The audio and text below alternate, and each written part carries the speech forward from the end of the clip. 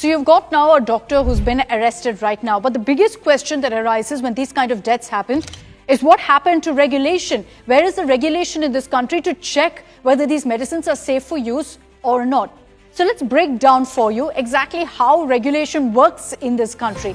And in that case, you kind of get a sense of who really is to blame. As far as these safety systems are concerned, you first got the Central Drug Control Authority, which checks the formula, which goes ahead and gives approval for any drug. It also shapes the regulation around many of these drugs.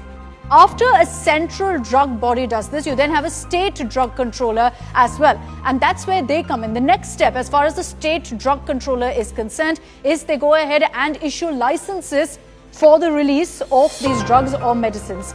They are responsible for field visits, for checking regularly, by the way, these factories. We don't know if it's happening regularly, which is one of the concerns that's constantly being raised as well. They're also responsible for collecting samples and periodically testing these drugs to see if the formula that was first proposed is what is still being used, so that there's no harm, or in this particular case, there's no poison substance that's, overloaded upon or overdosed on.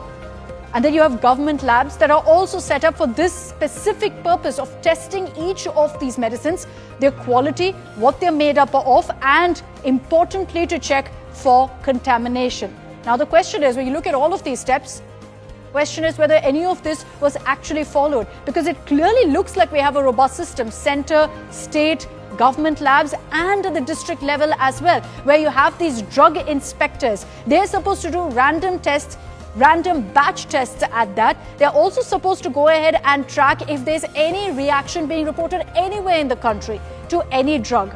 Now, if all of these steps, from the central authority to the state authority, these government labs, and even these district drug inspectors, if they did their job, would we have seen what we've seen right now in Madhya Pradesh and Rajasthan? And where's the accountability as far as these regulatory bodies are concerned?